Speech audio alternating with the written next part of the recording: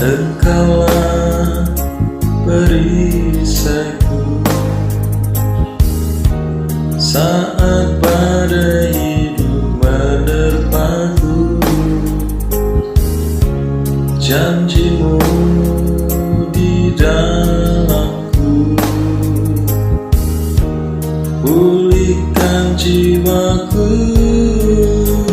Bukan berdiri di tengah badai dengan kekuatan yang kau berikan. Sampai kapanpun ku kan bertahan, karena Yesus selalu menopang hidupku. Setiap orang pasti punya sesuatu yang diinginkan dan diharapkan. Memasuki tahun 2022, mungkin di antara kita ada banyak yang mengharapkan sesuatu terjadi di tahun ini. Tentunya sesuatu yang lebih baik, sesuatu yang kita harapkan menjadi sebuah terobosan dalam kehidupan kita semuanya. Pengharapan di dalam pengertiannya sebenarnya mengandung makna sebagaimana dicatat di dalam Kamus Besar Bahasa Indonesia. Pengharapan itu sebenarnya adalah sesuatu yang kita inginkan terjadi dalam hidup kita, sesuatu yang kita harapkan memenuhi apa yang menjadi impian kita. Jadi kalau berbicara tentang sesuatu yang kita inginkan, itu bisa berbicara tentang sesuatu yang kita inginkan terjadi di hari ini atau di masa depan kita. Tetapi di dalam pengharapan ini, saya mengambil tentang pengharapan yang benar. Berarti ada pengharapan yang salah. Jadi ada pengharapan yang sebenarnya pada akhirnya tidak memenuhi apa yang kita inginkan. Jangan sampai kita memiliki pengharapan yang salah. Pengharapan yang salah itu pengharapan yang pada akhirnya akan membuat kita kecewa. Saya mengambil di dalam satu ayat, Kitab Yeremia pasal yang ke-17, ayat 7 dan 8. Ayat yang sangat terkenal, yang sudah tidak asing lagi. Dan ayat ini cukup memberkati buat kita semuanya. Demikian firman Tuhan, Yeremia pasal 17 ayat 7 dan 8. Diberkatilah orang yang mengandalkan Tuhan, yang menaruh harapannya pada Tuhan. Ia akan seperti pohon yang ditanam di tepi air, yang merambatkan akar-akarnya ke tepi batang air, dan yang tidak mengalami datangnya panas terik, yang daunnya tetap hijau, yang tidak khawatir dalam tahun kering, dan yang tidak berhenti menghasilkan buah. Kita melihat bahwa di dalam kitab Yeremia ini, di sana firman Tuhan sangat jelas mengatakan, diberkatilah orang yang mengandalkan Tuhan, yang menaruh harapannya pada Tuhan. Saya katakan ini adalah salah satu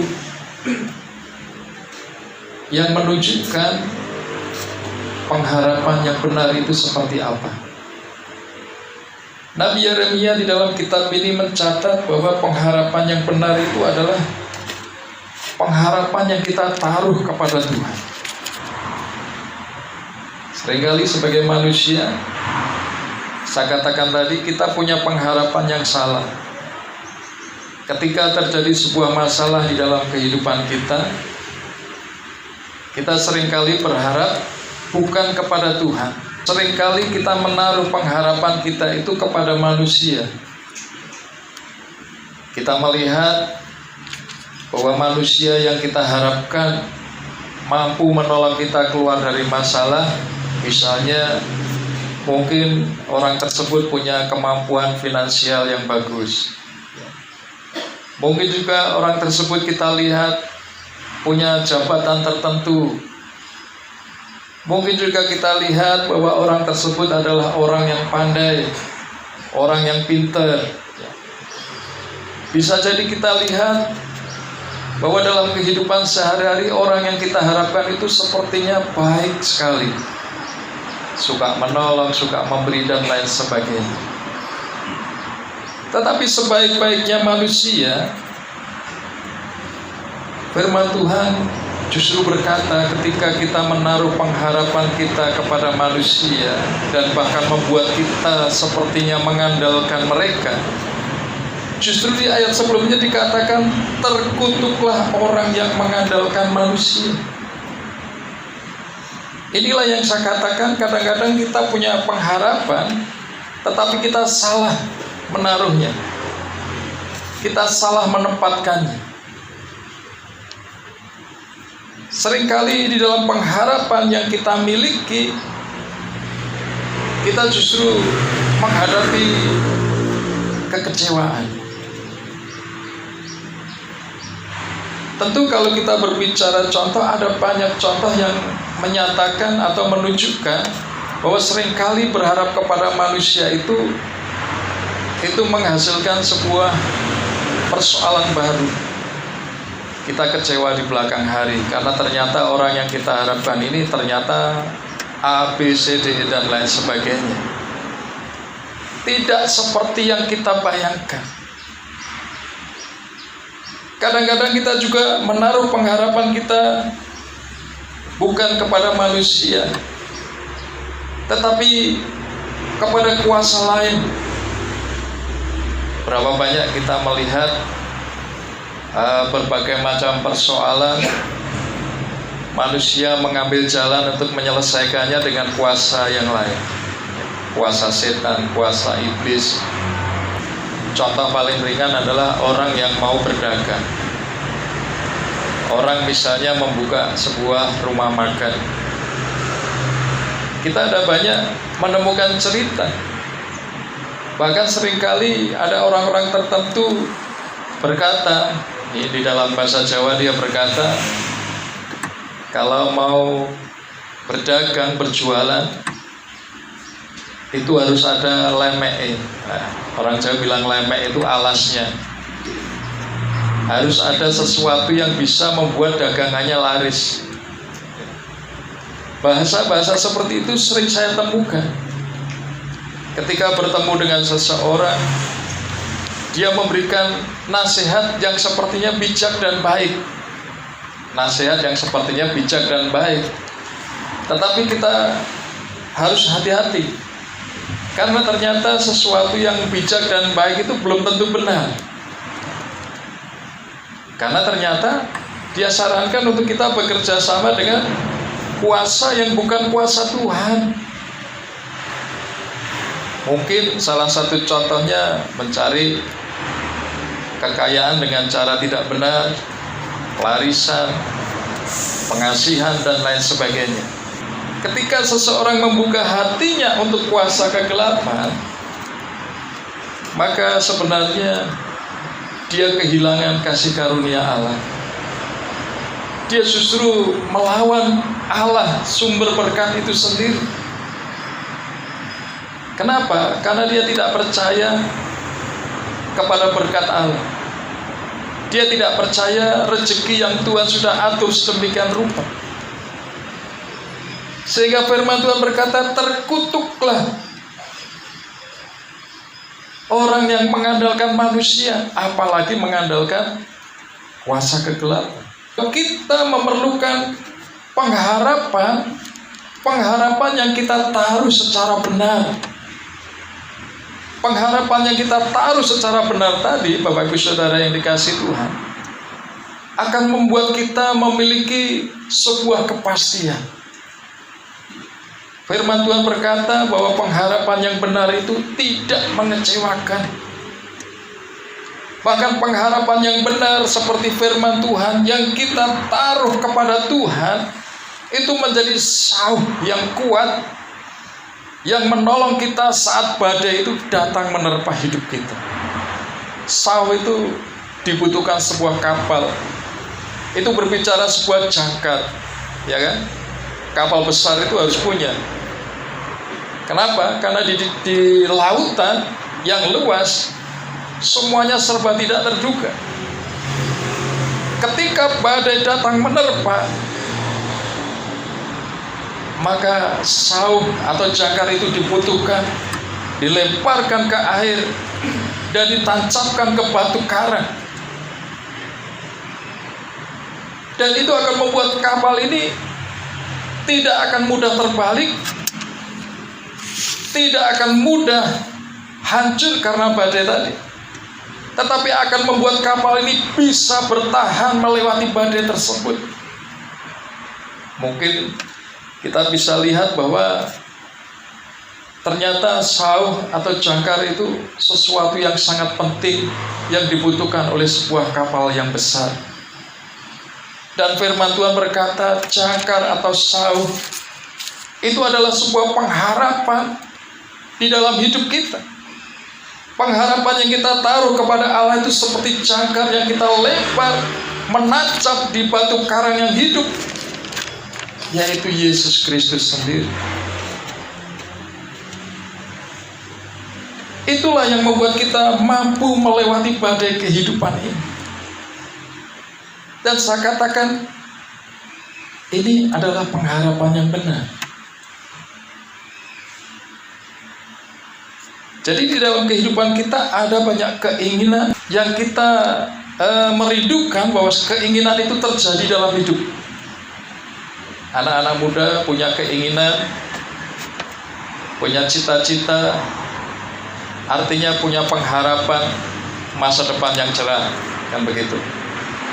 Dapat pekerjaan yang bagus, dapat peluang yang bagus. Kalau bisa masih muda sudah kaya, sukses. Itu menjadi sebuah pengharapan. Apakah salah? Tidak salah. Tetapi kita harus tahu menaruh pengharapan kita. Jangan sampai salah kita menaruh pengharapan itu pada hal-hal yang keluar dari firman Tuhan. Tetapi taruhlah pengharapanmu kepada Tuhan. Diberkatilah orang yang mengandalkan Tuhan, yang menaruh harapannya pada Tuhan. Pengharapan yang ditaruh kuat kepada Tuhan tidak hanya membuat kita kuat menghadapi badai, tetapi firman Tuhan berkata, ia akan seperti pohon yang ditanam di tepi air, yang merambatkan akar-akarnya ke tepi batang air, dan yang tidak mengalami datangnya panas terik, yang daunnya tetap hijau, yang tidak khawatir dalam tahun kering, dan yang tidak berhenti menghasilkan buah. Bahasa sehari-hari, rezekinya itu mengalir lancar, tidak pernah berhenti. Berkatnya mengalir deras, tidak pernah berhenti. Itulah orang-orang yang menaruh pengharapannya kepada Tuhan. Jadi perlu kita renungkan di dalam kehidupan kita selama ini. Apakah pengharapan kita itu sudah menjadi pengharapan yang benar yang kita taruh kepada Tuhan? Jika belum, ini adalah waktunya kita mulai menata kehidupan kita mengawali tahun 2022. Kita mulai taruh pengharapan kita kepada Tuhan. Jadi pengharapan yang benar, saya mencatat ada dua hal yang penting yang dibutuhkan oleh pengharapan yang dikatakan benar tadi. Pertama sudah saya sampaikan, pengharapan yang benar adalah pengharapan yang kita taruh kepada Tuhan. Dan yang kedua, pengharapan yang benar adalah pengharapan yang memiliki dasar. Dasarnya apa, Bapak Ibu Saudara? Mari kita akan lihat di dalam Ibrani pasal 11 ayat yang pertama. Demikian firman Tuhan. Iman adalah dasar dari segala sesuatu yang kita harapkan dan bukti dari segala sesuatu yang tidak kita lihat. Jadi firman Tuhan sangat jelas bahwa pengharapan yang benar adalah pengharapan yang memiliki dasar iman. Dikatakan sekali lagi dalam firman Tuhan, iman adalah dasar dari segala sesuatu yang kita harapkan. Jadi ini menjadi penting bagi kita semuanya, supaya pengharapan kita itu terposisikan sebagai pengharapan yang benar, yang pada akhirnya menjadi sebuah pengharapan yang tidak mengecewakan. Dan pengharapan yang benar seperti yang saya sampaikan tadi, pertama adalah pengharapan yang kita taruh kepada Tuhan. Dan yang kedua adalah pengharapan yang memiliki dasar iman, keyakinan, kepercayaan. Berkali-kali firman Tuhan berkata, orang benar akan hidup karena iman. Iman adalah sebuah keyakinan bahwa kita percaya penuh kepada Allah, kepada Yesus Kristus, bahwa hidup kita itu sudah diatur dengan baik. Makanya muncul lagu, tiap langkahku telah diatur oleh Tuhan. Ada sebuah kesadaran yang muncul di dalam diri kita bahwa setiap bagian kehidupan kita itu Tuhan campur tangan di sana. Kenapa? Karena kita ini istimewa, Bapak Ibu Saudara semuanya, bahwa kita ini istimewa, kita ini diadopsi, kita ini sebenarnya orang-orang yang tidak masuk hitungan. Peristiwa Natal itu sebenarnya bukan hanya mengingatkan kepada kita akan kedatangan Tuhan Yesus yang pertama ke dalam dunia, tetapi juga mengingatkan kepada kita bahwa rancangan semula Allah datang kepada dunia tidak diperuntukkan untuk banyak orang, banyak bangsa, tetapi rancangan awal adalah Dia datang kepada milik kepunyaannya. Bapak Ibu Saudara bisa lihat di dalam Injil Yohanes pasal yang pertama. Ketika Bapak Ibu Saudara membaca di sana ada sebuah pernyataan yang mengingatkan pada awalnya Allah datang ke dalam dunia ini bukan untuk semua bangsa. Dia mengorbankan segala sesuatunya. Ya, Desember kan kita mengingat sebagai peristiwa Natal. Rasul Paulus menggambarkan peristiwa Natal itu adalah peristiwa pengorbanan terbesar Allah. Bagaimana Yesus yang adalah pribadi Allah mengosongkan dirinya dan tidak menganggap kesetaraan dengan Allah itu sebagai milik yang harus dipertahankan. Semua kemuliaannya ditinggalkan. Dia turun dalam peristiwa Natal itu sebagai seorang hamba.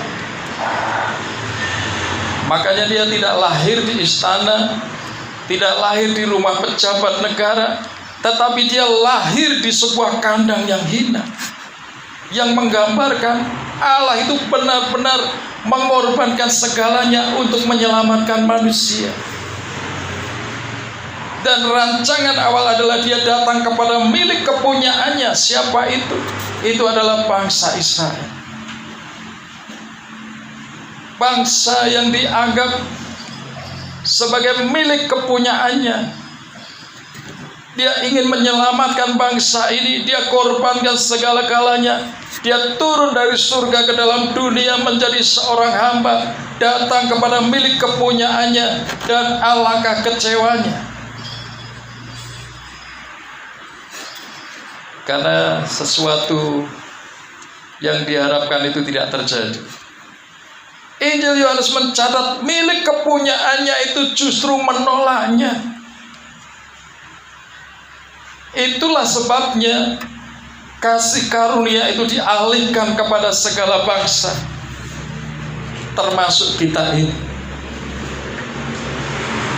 Sedikit banyak kita berterima kasih kepada bangsa yang menolak tadi, karena kalau dia menerima, mungkin kita dibedakan. Belum tentu kita bisa menerima keselamatan ini. Tetapi karena bangsa ini menolak, sehingga firman Tuhan berkata, Tuhan itu mengalihkan kepada semua orang, sehingga setiap orang yang mau percaya itu menjadi orang-orang istimewa. Kenapa? Karena mereka semuanya diberikan kuasa sebagai anak-anak Allah. Inilah yang saya katakan, Bapak Ibu Saudara dan saya ini istimewa.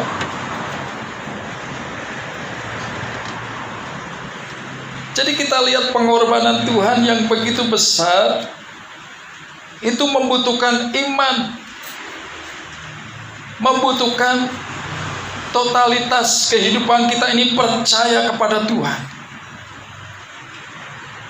Pengorbanan yang Tuhan sudah lakukan itu mendorong kepada kita semuanya untuk kita mempercayai bahwa setiap langkah hidup kita itu sudah diatur oleh Tuhan.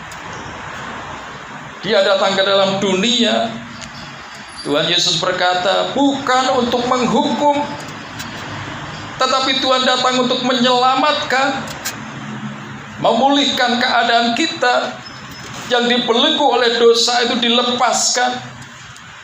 Bukan hanya belenggu dosa, bahkan kutuk dosa yang mengikuti belenggu dosa tadi sudah dipatahkan semua. Sehingga pada pagi hari ini firman Tuhan mendorong kepada kita semuanya, jangan kita menaruh pengharapan kita kepada kuasa yang lain, tetapi taruhlah pengharapanmu kepada Tuhan. Dan pengharapan yang benar tadi adalah pengharapan didasarkan pada iman dan keyakinan kita kepada Tuhan. Jika pengharapan itu kita taruh kepada Tuhan dan kita mengimani bahwa pengharapan itu pasti terjadi dalam hidup kita, firman Tuhan juga berkata, percayalah apa yang kamu doakan itu Tuhan berikan. Amin. Artinya percayalah apa yang Bapak Ibu Saudara harapkan dan sudah ditaruh kepada Tuhan, itu pasti terjadi dalam kehidupan. Ini adalah langkah iman. Jadi iman tidak hanya berbicara tentang teorinya saja, tetapi juga prakteknya. Makanya Yakobus berkata, kalau kita hanya berkata, mengatakan kita punya iman dan kita berkata saya percaya kepada Allah, firman Tuhan juga berkata, setan juga percaya. Lalu yang membedakan apa? Yang membedakan prakteknya. Apakah benar iman kepada Allah itu kita praktekkan, kita tunjukkan bahwa kita ini adalah orang istimewa, kita ini adalah anak-anak Allah.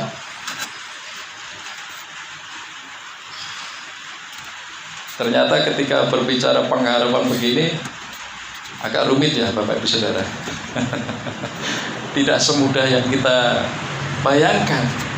Ternyata pengharapan yang menghasilkan sesuatu yang baik, terobosan yang bagus, ternyata ada sesuatu yang harus diikutkan di dalamnya.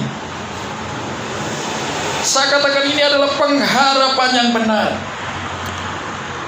Di dalam Alkitab kita bisa menemukan bahwa pengharapan yang benar ketika dilakukan, ketika dikerjakan, itu menghasilkan mujizat. Abraham adalah bapak orang percaya, bapak orang beriman. Dia juga punya pengharapan. Dia membangun sebuah keluarga dengan harapan dia punya keturunan yang kelak akan mewarisi segala harta dan kekayaannya. Tetapi fakta Alkitab menunjukkan bahwa Abraham dan Sarah istrinya tidak punya anak. Dari hari ke hari, tahun ke tahun, dari muda menjadi tua, menjadi opa, oma, kakek, nenek, mereka tetap tidak punya. Sebagai manusia, ini sudah jalan buntu, bukan jalan keluar. Lalu kemana mereka menaruh pengharapannya? Apakah mereka masih bisa berharap memiliki keturunan? Sepertinya mustahil bagi manusia, karena mereka sudah melewati masa-masa muda. Tidak mungkin. Tetapi kita lihat Abraham sebagai bapak orang percaya, bapak orang beriman.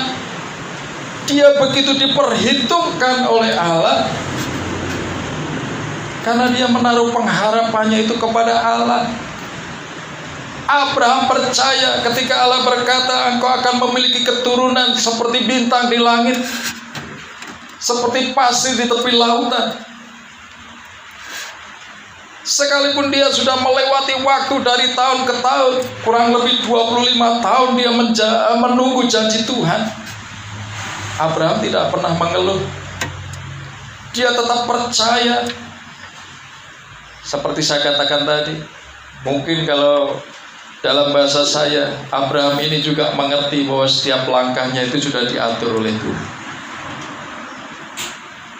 Dan pengharapan itu tidak mengecewakan, karena ternyata di masa tuanya mujizat terjadi. Orang yang seharusnya sudah tidak bisa mengandung dan melahirkan anak, ternyata bisa.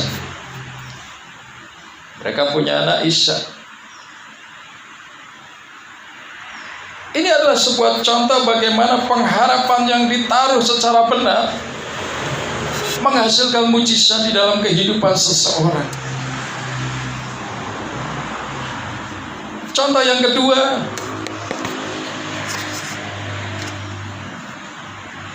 seorang ibu yang bernama Hana memiliki persoalan yang hampir sama seperti Abraham. Bahkan persoalannya, dia adalah seorang wanita yang dimadu. Kenapa dimadu?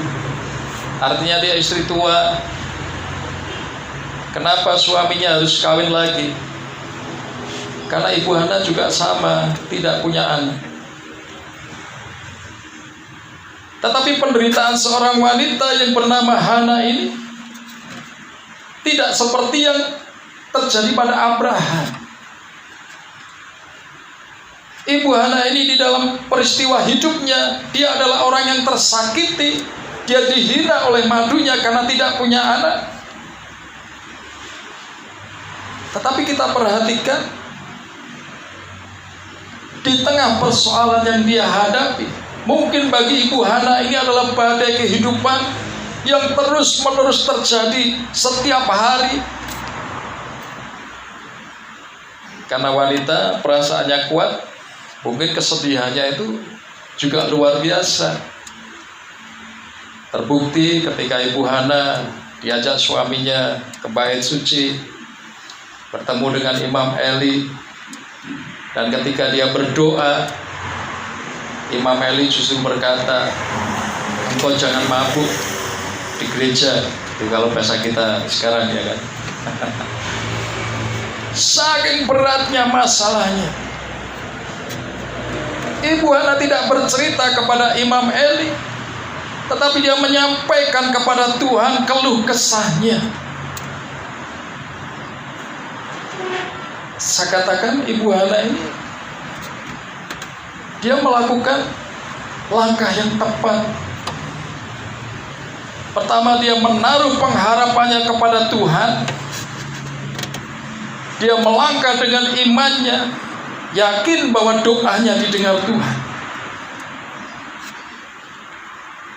Dan apa yang terjadi kita lihat. pengharapan yang ditaruh secara benar, didasari iman kepada Tuhan. Bapak Ibu Saudara sekalian bisa baca di dalam 1 Samuel 1 ayat yang ke-20, dikatakan, maka setahun kemudian dari setelah dia berdoa, mengandunglah Hana dan melahirkan seorang anak laki-laki. Ia menamai anak itu Samuel, sebab katanya, aku telah memintanya daripada Tuhan. Ibu Hana tidak meminta kepada manusia, kepada Imam Eli, tidak lari kepada kuasa kegelapan. Dia duduk di bawah kaki Tuhan, dan Tuhan mendengar doa. Pengharapan yang benar membuat Allah tergerak hatinya untuk menjawab setiap doa dari anak-anak Tuhan yang memiliki pengharapan yang benar. Tadi kita bicara Abraham, kita juga berbicara Ibu Hana. Saya berikan contoh satu lagi, seorang ibu yang pendarahan selama 12 tahun. Saya sering menyampaikan khotbah tentang hal itu. Di sini saya juga pernah menyampaikan. Seorang ibu yang pendarahan selama 12 tahun. Injil Markus mencatat bahwa segala harta miliknya sudah habis dipergunakan untuk berobat. Bukannya sembuh, tetapi keadaannya menjadi lebih berat, lebih parah.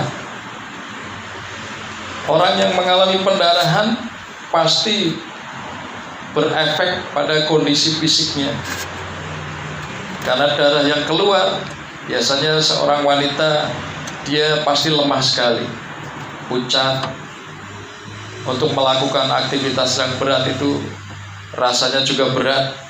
Apalagi selama 12 tahun, itu bukan waktu yang singkat, itu panjang.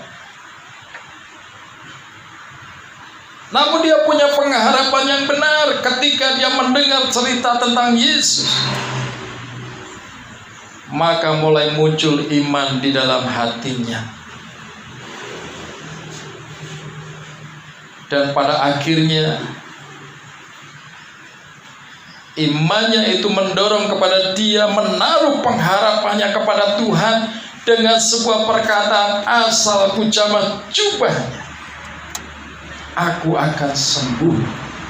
Wanita yang pendarahan 12 tahun ini, dia tidak hanya berteori, tidak hanya berkata aku percaya Tuhan, tetapi dia juga membuktikan dengan langkah iman.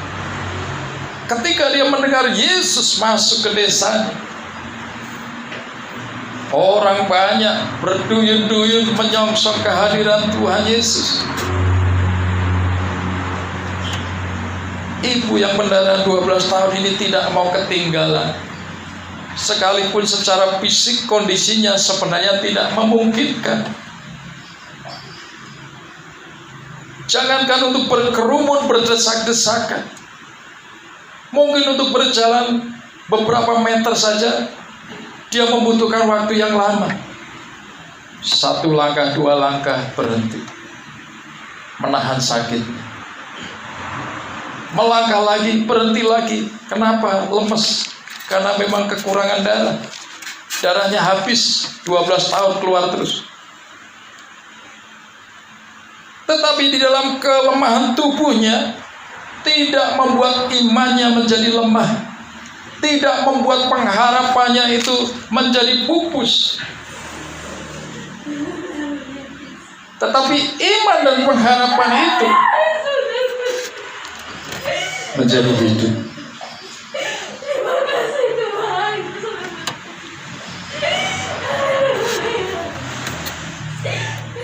Haleluya. Ya, puji Tuhan.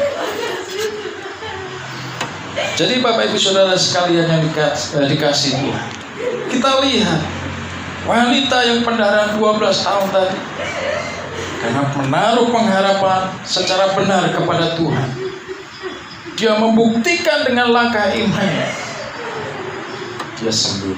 Amin. Dia sembuh.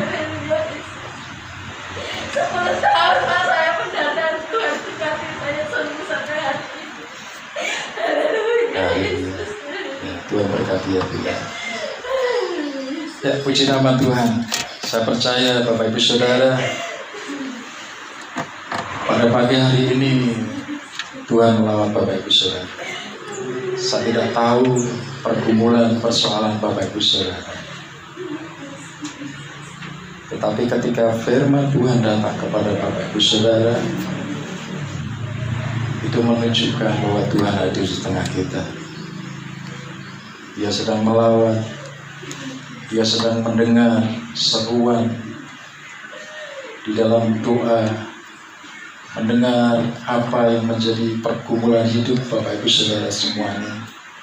Sekalipun Bapak Ibu Saudara tidak bercerita ke kiri ke kanan kepada orang-orang terdekat dan lain sebagainya, tapi Tuhan tahu. Itulah saya katakan, milikilah pengharapan yang benar, yaitu pengharapan yang kita taruh kepada Tuhan, didasari iman.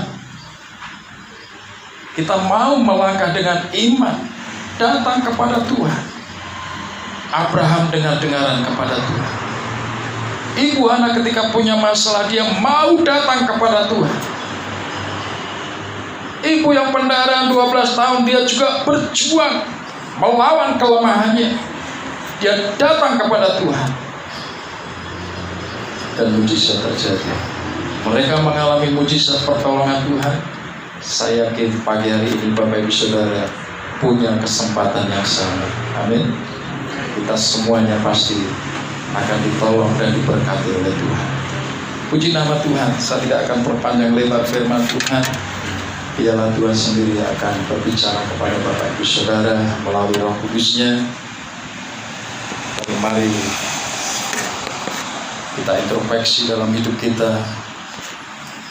Apakah selama ini kita sudah menaruh pengharapan kita secara benar kepada Tuhan?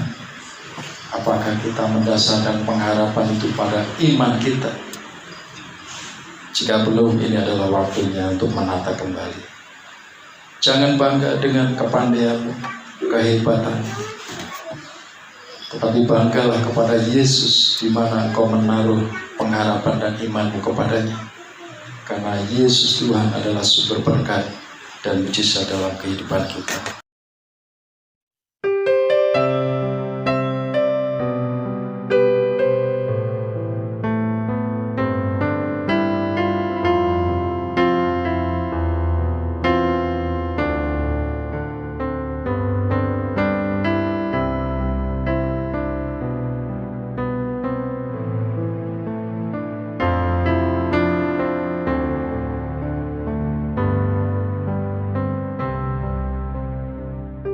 Saat tiada jalan, hadapi persoalan, Yesus ada di sana dan memberiku jawaban. Pahitnya kenyataan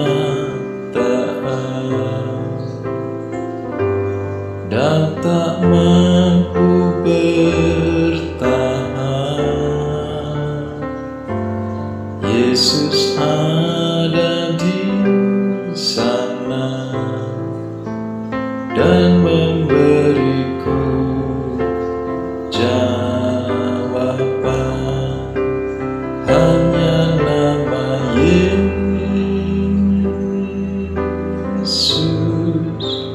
hanya nama Yesus,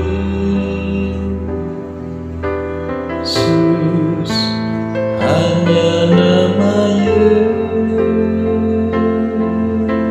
Yesus, berikan ku pengharapan. Hanya nama Yesus,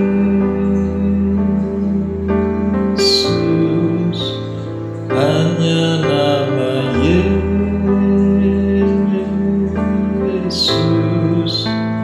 hanya nama Yesus,